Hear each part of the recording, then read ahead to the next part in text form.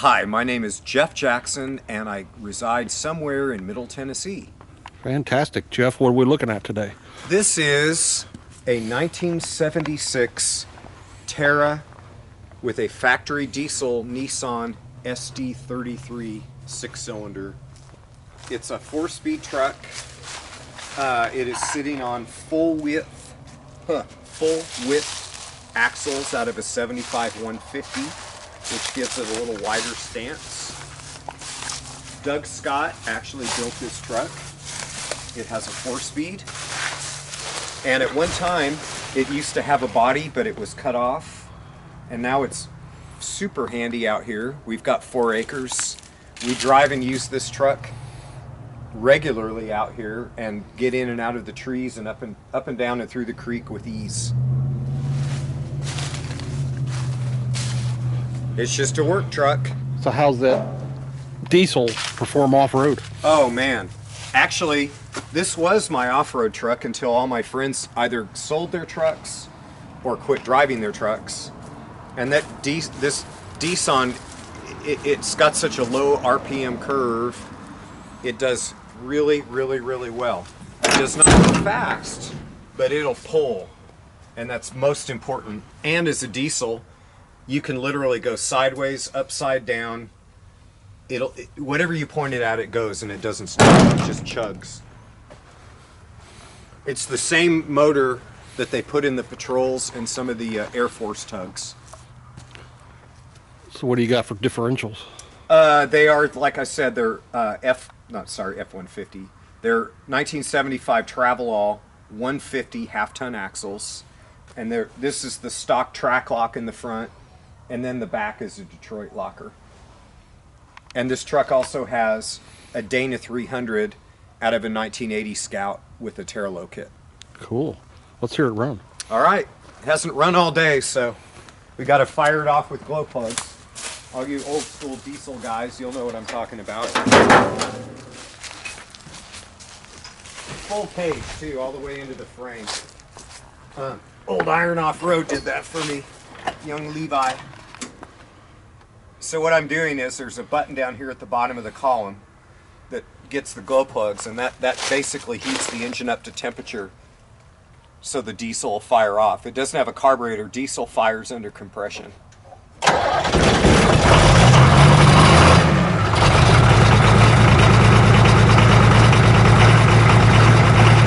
smooth out here in a sec once it gets a little temperature.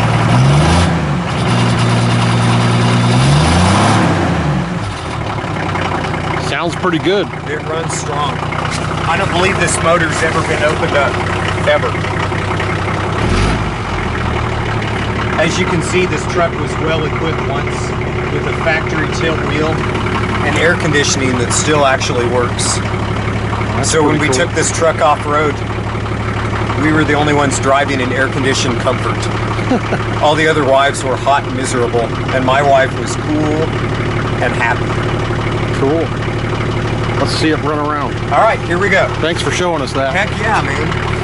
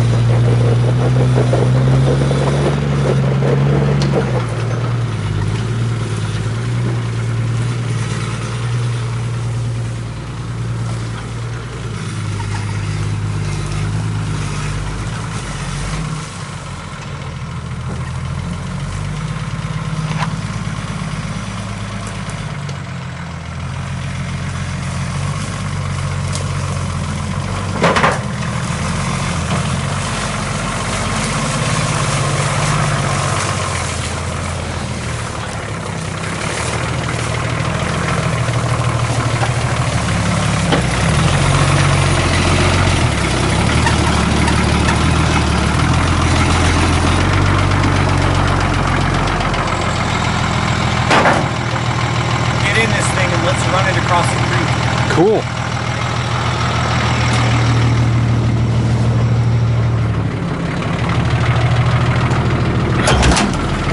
have to move the can of diesel.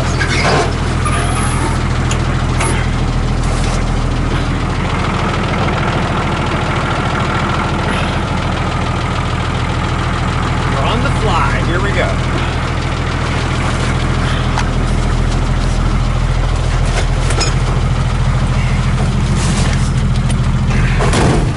All right, here we go, guys. 4-speed, slow but steady. Feel how it just kind of slowly spools up.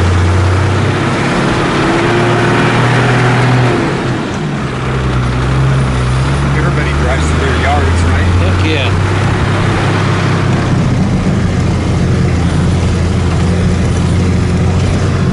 All right, we're gonna do some bumpity bumps here, so.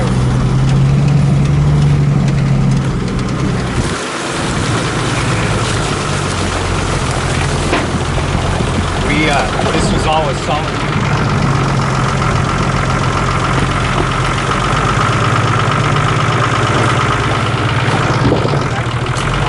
I drove this truck up through the trees the first few times and broke them all down.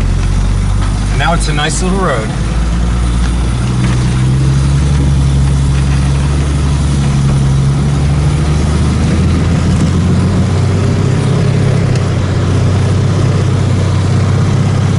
Planted all these trees here on the right.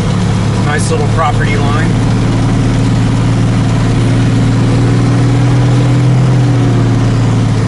Make a U-turn by the burn pile and we'll go back and do it again.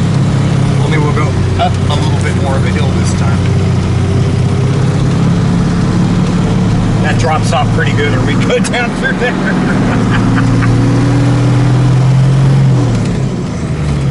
The great thing about these old Nissans too is they've got a mechanical governor on them, so you're not going to destroy them. You can, I mean, you don't want to abuse it, but you can rev it pretty hard.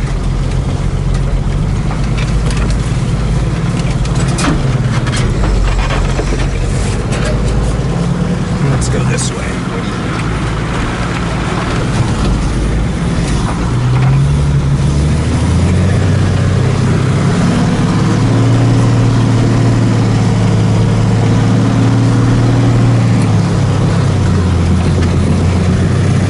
You guys have hills like this in Ohio, don't you? Oh yeah.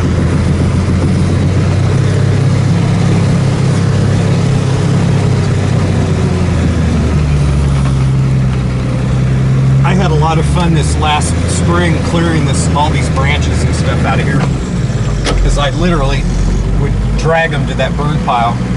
So I'd chain them to the back of this truck and do this, just head off through the trees like this, dragging some big ass branch.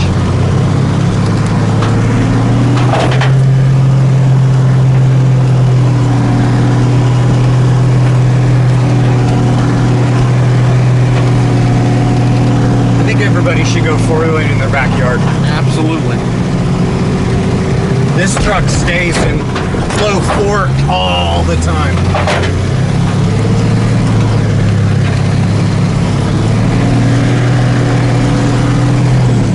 Third gear, actually. Woo! From a cold stop. Shows you how much torque it has. Thanks for the ride, Jeff. Heck yeah. Glad to be riding along with Binder T. See you later.